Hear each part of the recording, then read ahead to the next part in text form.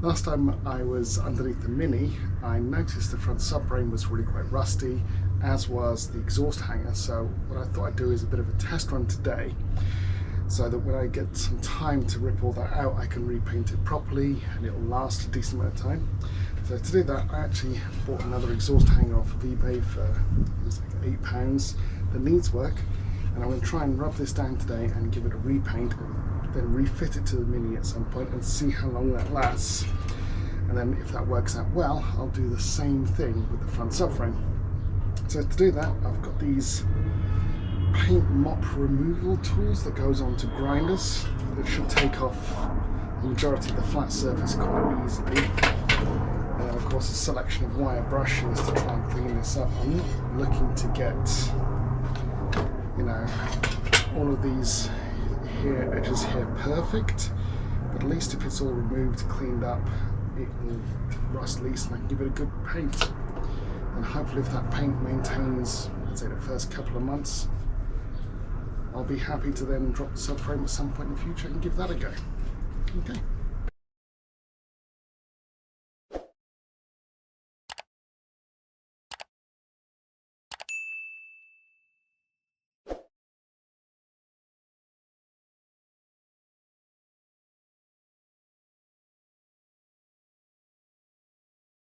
Alright, so this is what it looks like just after the mop. I think that's actually not too bad. I mean, this was in good-ish condition to start off with. It was just a lot of surface rust. So I'm going to go through the wire wheel now and see how the rest of that comes off.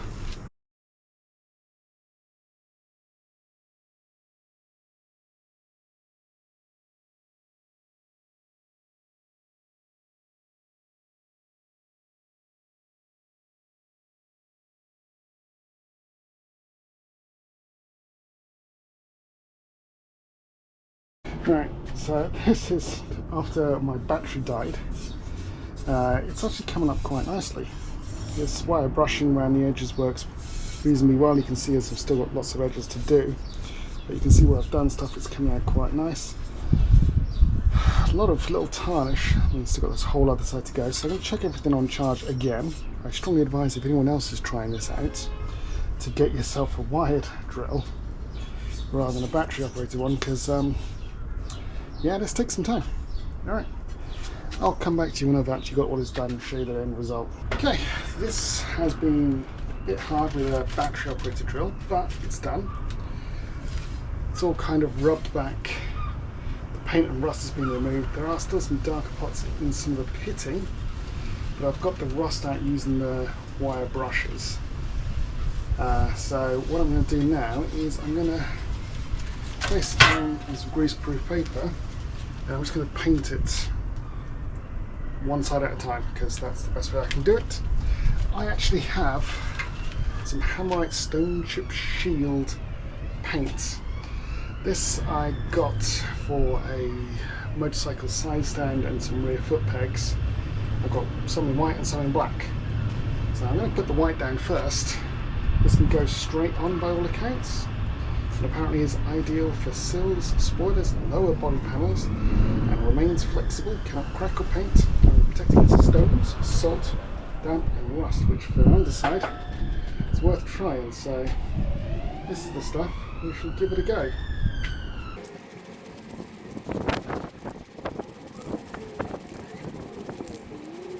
It's going to go like that for quite a long time, so I'm just going to stop now and show you the end result, because no one's seen me painting.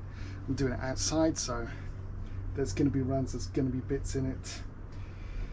I mean, we try the best we can with what we've got. Alright, I'll drop you back in once I finish painting at least this side so you can see what it looks like. Okay, this is how it's looking after about 3 coats of the white on one side. What I've got to wait for is about 2 to 3 hours for it to dry off so I can flip it over and then paint the back side, which is probably going to be black because I've got more of the black stone chip. Overall, considering I painted outside, a bit of dust fell in it, a bit of grime, a little bit of dust there. There's a couple of drip marks somewhere as well. I think just there's some drip marks. but this will be a good test to see how this paint holds up under the body, and we'll come back when I've done the other side. Now I ran out of the white stone chip. Lucky enough I have some black stone chip as well, so the black is going on one side, white is on the other, and this is what it looks like after the first couple of coats. I'll let this all dry off and I'll pick it up and show you afterwards. Alright, this is now what it looks like when it's had time to dry. I ran out of the whites, which is fine, so I used the black. It's the same stuff, and I have the black on one side and I have the white on the other with a bit of overspray. It actually feels very decent to the touch. You know, I'm quite pleased with the coverage. It seems to cover well, this Hammerite stuff. What I'll do now is I'm going to get underneath the car the next day or so, get this fitted, because I've also got some Undertray clips I want to fit, and then we'll see how this wears. Alright, thanks very much. I'll see you soon.